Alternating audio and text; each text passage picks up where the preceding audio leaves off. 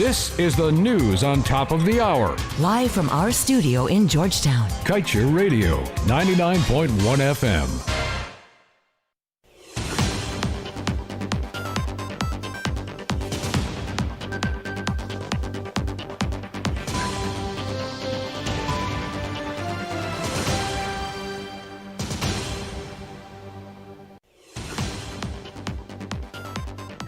Hello, welcome to today's News at Noon on Kaieteur Radio. Kevin Smith here. These are the top stories we're tracking. Exxon's increased flaring takes Guyana to number 5 in the world. Emergency medicine specialist warns risky gatherings can help COVID-19 thrive and urges public to adhere to simple but effective precautions. And Guyana still to publicize all natural resources contracts despite mandated to do so. Action will be taken against Chinese contractor if fails to submit revised CJIA renovation work plan, says Minister Edgell. Meanwhile, cops identify prime suspect in security guard's murder. Stay tuned to stay informed.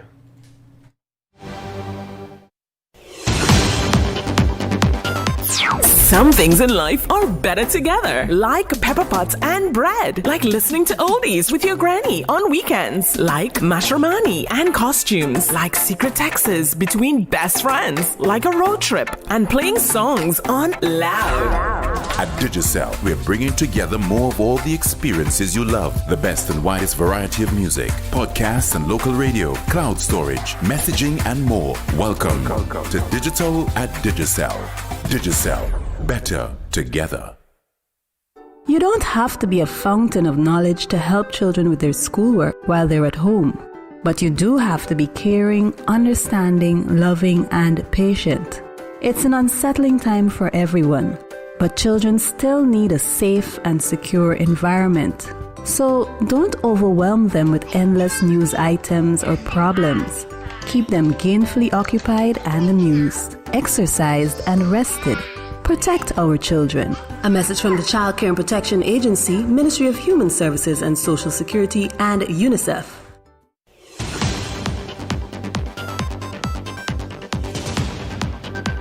And now for the news in detail. Due to ExxonMobil's ramp-up of toxic gas flaring at the Liza Phase 1 operation, so much has been emitted that Guyana is now one of the top 5 countries in the world for volume flared per year per capita.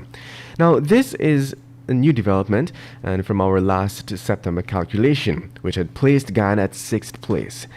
ExxonMobil had ramped up production in October and flared more gas. EPA head Sharifa Razak had provided that Exxon flared 16.496 million standard cubic feet of gas per day in October, up from 15 million cubic feet per day before. The EPA provided that as of October 31st, the rate of flaring has been reduced to 14.924 million standard cubic feet of gas. In September, Guyana had trailed Libya, Gabon, Oman, Qatar, and Iraq in total gas flared per capita, judging from statistics from the World Bank's Global Gas Flaring Tracker report. However, the increased flaring in October caused Guyana to surpass Iraq. And moving on, ask just about any medical expert and you're likely to hear the same thing. COVID-19 has brought us back to basics. But exactly what does this mean?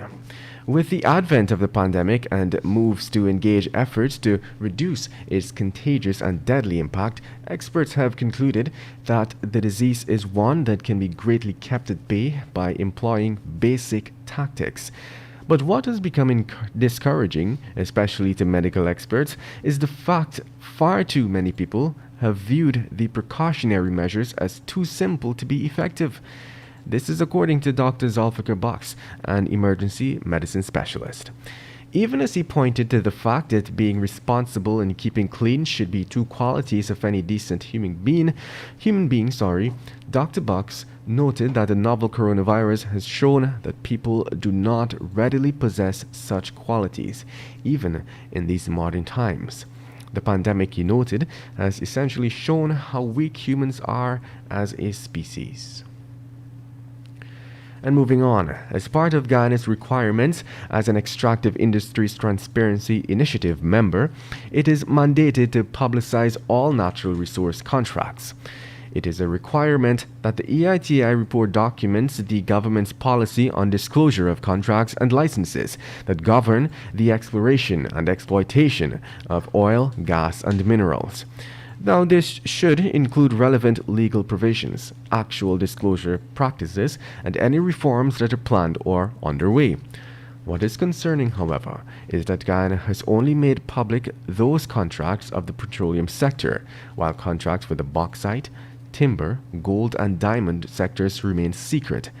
Visits to GGMC's website even prove futile, since the regulator has uploaded no contracts for the other extractive industries.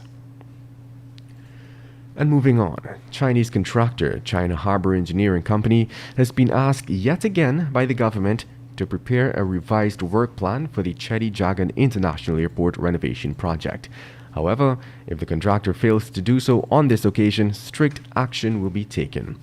This is according to Public Works Minister Juan Edgil.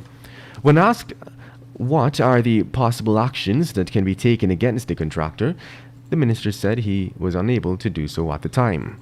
Only recently, the company handed the government a revised work plan, lacking the key components from initial contract. Despite blatantly disrespecting government's directives, no formal action was taken against the contractor to date.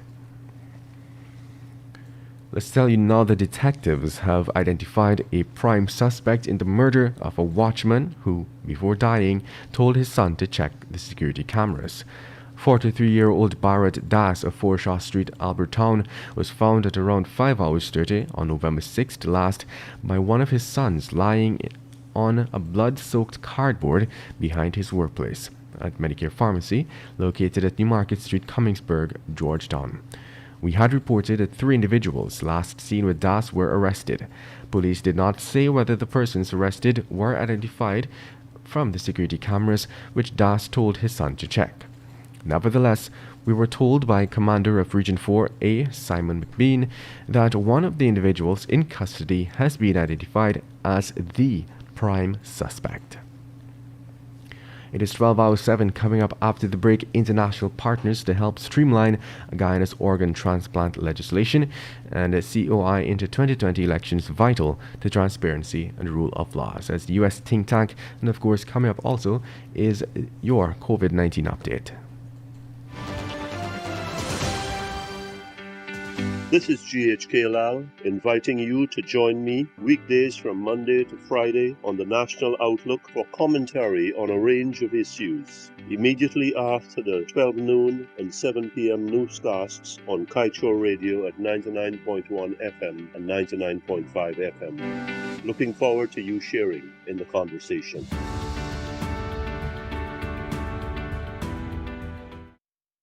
A lot has happened since oil was discovered in 2015. The petroleum industry is an ever-changing web of oil, gas, politics, and money. It gets complicated sometimes, but we can bring you all the latest developments and include you in the discussions here on Kaieteur Radio. So tune in to 99.1 or 99.5 FM every Tuesday night at 20 hours for Petroleum 101. With me, your host, Kamal King. Kaieteur Radio, the radio with a difference. Welcome back. Let us continue with the news. A group of international transplant experts is expected to help Guyana streamline its much-needed organ transplant legislation. According to head of the kidney transplant department at the Georgetown Public Health, Dr. Kaieteur Prasad, the Donation and Transplant Institute, which is based in Spain, is expected to, later this week, host discussions on how the local health sector can move forward with the passage and implementation of the new law. Guyana's legislation on organ transplant, particularly from cadaveric or brain-dead patients, has been in draft format for close to a decade, with no serious steps taken towards implementation. Dr. Prasad has been among a group of local medical professionals lobbying for implementation of the legislation, noting the benefits it can have on the increasing number of patients in need of urgent transplant surgeries. And moving on, a commission of inquiry into electoral problems that President Irfaan Ali has promised represents an important step with respect to advancing transparency, good governance, and the rule of law. This is the view of the Center for Strategic and International Studies, a Washington-based think tank, in one of its most recent reports, Guyana, Opportunities and Challenges for the United States and the Caribbean Basin, written by Evan Ellis.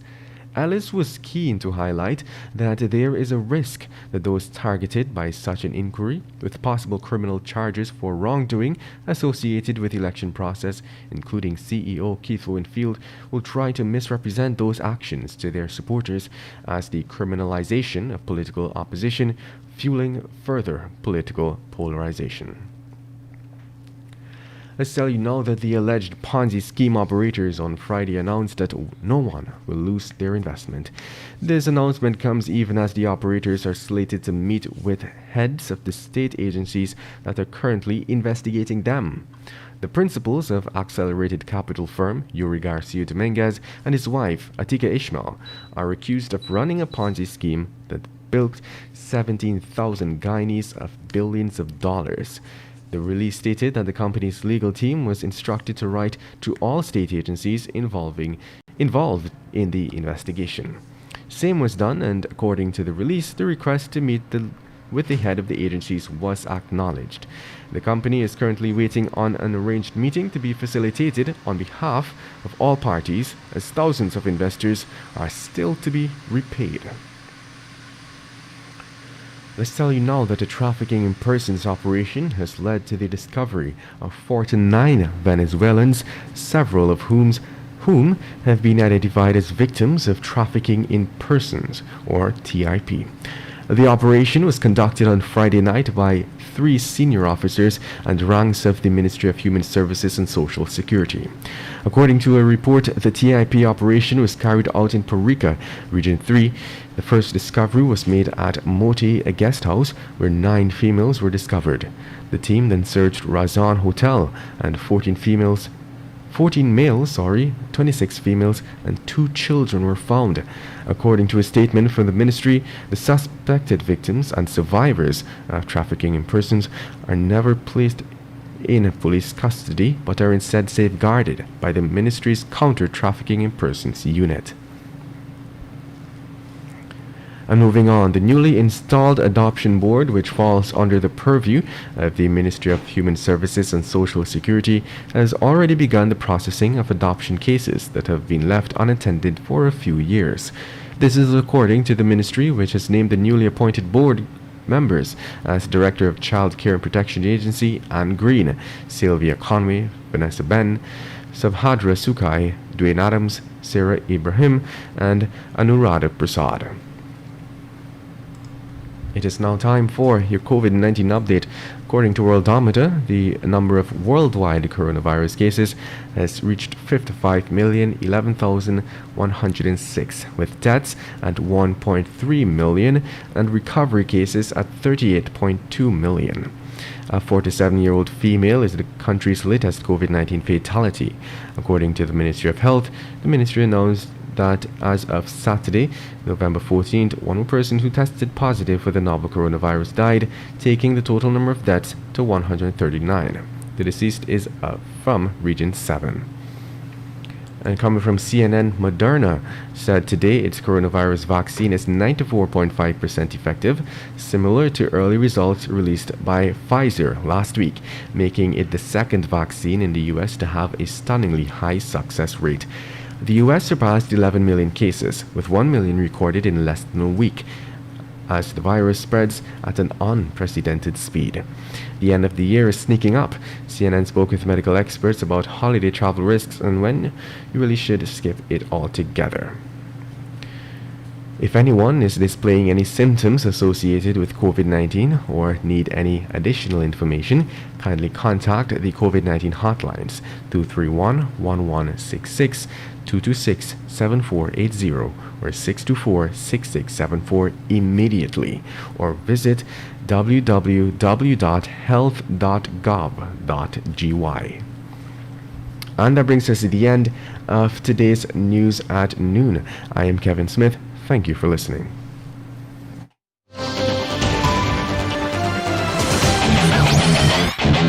Want value for your advertising dollar? Then place your ads on Kaieteur Radio's Newscast.